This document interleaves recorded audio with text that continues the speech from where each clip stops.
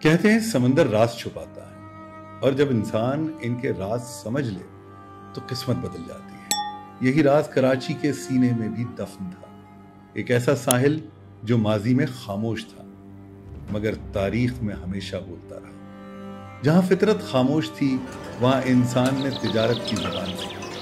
مغلیہ دور میں بر صغیر کی معیشت دنیا کی سب سے بڑی اور طاقتور ترین معیشت تھی۔ یورپی مورخ لکھتے ہیں کہ 1700 عیسوی میں دنیا کی مجموعی جی ڈی پی کا تقریباً 25% صرف ہندوستانی سلطنت سے آتا تھا۔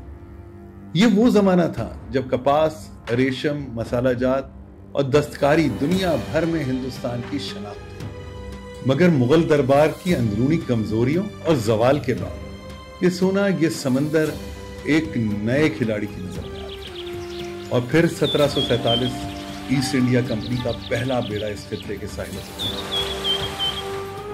پہلے تجارت کے بہانے، پھر قبضے کے منصوبے کے ساتھ بر صغیر کے مغرب میں ایک چھوٹا سا ساحل جسے کلاچی جو گوٹ کہا جاتا انگریزوں کی نظر میں پوٹینشل پورٹ بن گیا۔ 1839 میں برطانوی فوج نے اسے قبضے میں لے لیا، لیکن سمندر کی ان خاموش لہروں نے ایک نئی صنعتی دنیا کا دروازہ کھول دیا۔ جہاں کبھی مچھیروں کے جال بچھتے تھے وہاں اب سلطنتوں کی بنیاد رکھی جا رہی ہے۔ 1850 میں ریل کی پٹری کراچی سے اندرون ہند کی طرف بچھی اور پہلی بار کراچی پورے ہندوستان کی شہرک بن گیا۔ اب یہ صرف ماہی گیری گاؤں نہیں تھا بلکہ تجارت، درآمد اور دولت کی نئی راہداری بن چکا تھا۔ سن 1900 تک کراچی کی بندرگاہ پورے خطے کے لیے زر مبادلہ کا سب سے بڑا مرکز بن چکی تھی۔ اور پھر آیا 1947 تقسیم کا سال، خوابوں کا زلزلہ، ہجرت کا طوفان۔ لاکھوں لوگ اپنی زمینیں چھوڑ کر اس بندرگاہ والے شہر میں آتے چلے گئے۔ یہاں کسی کے پاس گھر نہیں تھا مگر حوصلہ تھا، اور کراچی نے ان سب کو باہوں میں سمیٹ لیا۔ یہ شہر رویا بھی لیکن نیا پاکستان بنایا بھی۔ کراچی نے ہجرت کو صرف برداشت نہیں کیا بلکہ اسے ترقی کا ایندھن بنا ڈالا۔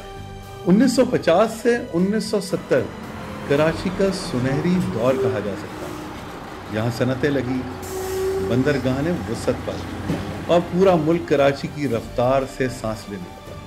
یہ وہ وقت تھا جب کراچی کہتا تھا میں پاکستان کا چہرہ ہوں، کراچی چلتا ہے تو پورا پاکستان چلتا ہے۔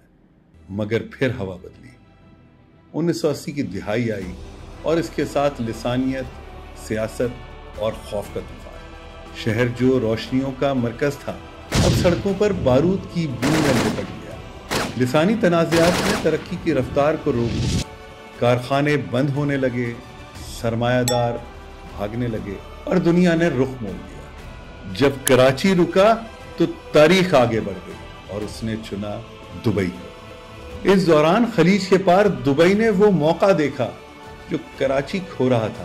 جہاں کراچی میں بندوقوں کی آوازیں تھیں وہاں دبئی میں کرینیں اٹھ رہی تھیں۔ سن 1980 سے 2000 کے درمیان جو خواب کراچی دیکھ رہا تھا وہ دبئی نے حقیقت بنا دیا۔ ایک سادی بندرگاہ سے دبئی پورٹ ورلڈ، مارکیٹ سے گلوبل بزنس ہب، ریت سے اسکائی لائن۔ کراچی کا وقت رکا تو دبئی کا وقت دوڑا۔ مگر یاد رکھو کراچی گرتا ضرور ہے مگر ختم نہیں ہوتا۔ 2000 کی دہائی میں جب دنیا بدل رہی تھی یہ شہر پھر سے سانس لینے لگا۔ ڈیفنس کے ساحل، کلفٹن کی سڑکیں اور نئی نسل کے خواب سب ایک بار پھر زندہ ہونے لگے۔ یہ شہر تھکتا ضرور ہے مگر ہارتا نہیں۔ یہ دوبارہ جنم لینے والا کراچی تھا، خوابوں کا نہیں، منصوبوں کا۔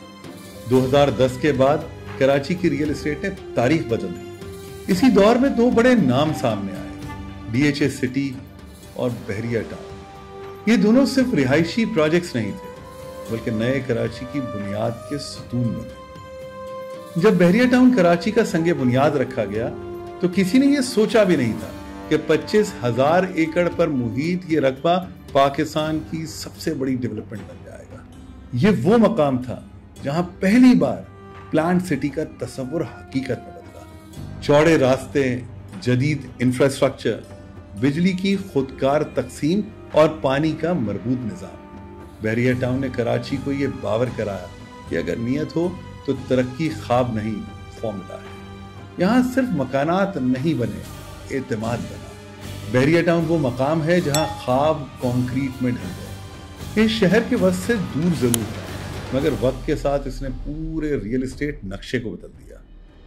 कीमतें जो कभी क्लिफ्टन डिफेंस तक महदूद थी, अब मज़ाफाती इलाकों में भी आसमान छूने लगी। रियल एस्टेट मार्केट ने लोकेशन बेस्ड वैल्यूएशन के बजाय क्वालिटी बेस्ड वैल्यूएशन का दौर शुरू किया। डीएचए सिटी कराची इसी अरसे में एक और मिसाल बन के उभरा। एक ऐसा प्रोजेक्ट जो शहरी मंसूबाबंदी और ग्रीन सिटी में पाकिस्तान का मुनज़्ज़म तरीन तजुर्बा साबित हुआ। यह पहला मौका था जब शहर से बाहर एक ऐसा माहौलियाती और खुद मुख्तार शहर बनाने का तजुर्बा किया गया, जहां सोलर पार्क्स, अस्पताल, तालीमी जोन्स और ग्रीन बेल्ट्स सबसे पहले प्लान किए गए। यह हार्वर्ड यूनिवर्सिटी के एक प्रोफेसर हुलालिस की तख्लीक थी। ये तरक्की सिर्फ कंक्रीट नहीं थी, ये सोशियो इकोनॉमिक इंजीनियरिंग। और फिर बहरिया और डीएचए के असर से पूरे कराची में डेवलपमेंट कल्चर ही बदल गया। निजी बिल्डर्स ने नए प्रोजेक्ट्स लॉन्च किए, इजादात आई, गेटेड कम्युनिटीज आम हो गई और रियल एस्टेट सिर्फ कारोबार नहीं, मुआशी ताकत बन गई।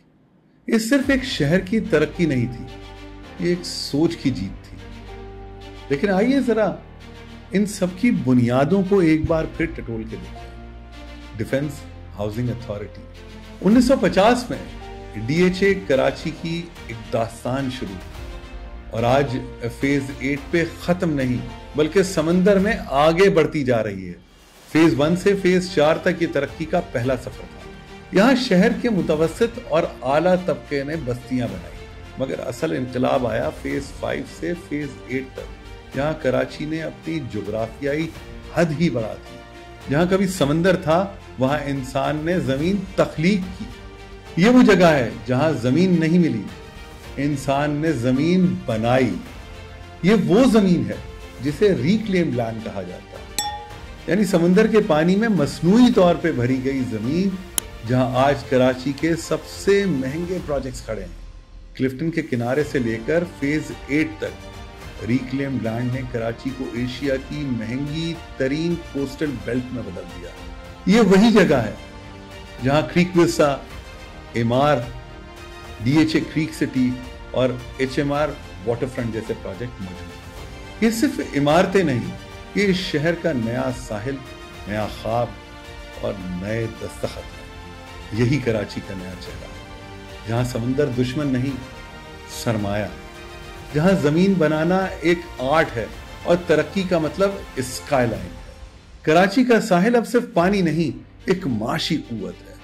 आज डीएचए के इन्हीं इलाकों ने कराची के रियल एस्टेट को आलमी मेयार के करीब ला खड़ा किया है। जहां दुबई, दोहा और सिंगापुर अपनी कोस्टल पॉलिसी से कमाई कर रहे हैं, कराची अब इसी दौड़ में शामिल हो रहा है। बहरिया, डीएचए और रिक्लेम लैंड्स पे बनने वाले प्रोजेक्ट्स, ये तीनों कराची के नए माशी उफक के सुतून साबित हो रहे हैं। आज जब हम 2025 में खड़े हैं, कराची दोबारा वही सवाल पूछ रहा है, क्या हम इस बार अपने ख्वाबों को संभाल पाएंगे? क्या हम बहरिया और डीएचए जैसे प्रोजेक्ट्स को सपोर्ट सिस्टम बना सकते हैं, या इन्हें सिर्फ एलीट इनक्लेव के तौर पे ही छोड़ दिया जाएगा? क्योंकि असल तरक्की वो होगी जब शहर के मरकज से लेके मदाफात तक तरक्की का मेयार एक हो जाए। कराची की कहानी अभी खत्म नहीं हुई, अभी फितरत और इंसान की नई कशमकश बाकी है। अगली किस्त में हम देखेंगे कि 2025 के बाद कराची को कौन से चैलेंजेस दरपेश होंगे और अगले 25 सालों में रियल एस्टेट इंडस्ट्री और समंदर कराची को कहां ले जा सकते हैं। मैं हूं काशिफ शाह और आप देख रहे हैं काशिफ शाह लाइव, जहां हम बात करते हैं सीखने की, समझने की और मिलके जीतने की। लाइक कीजिए, सब्सक्राइब कीजिए और दोस्तों से शेयर कीजिए, और हां, अपने कमेंट से जरूर आगाह कीजिए ताकि अगली किस्तों को हम मजीद बेहतर बना सकें।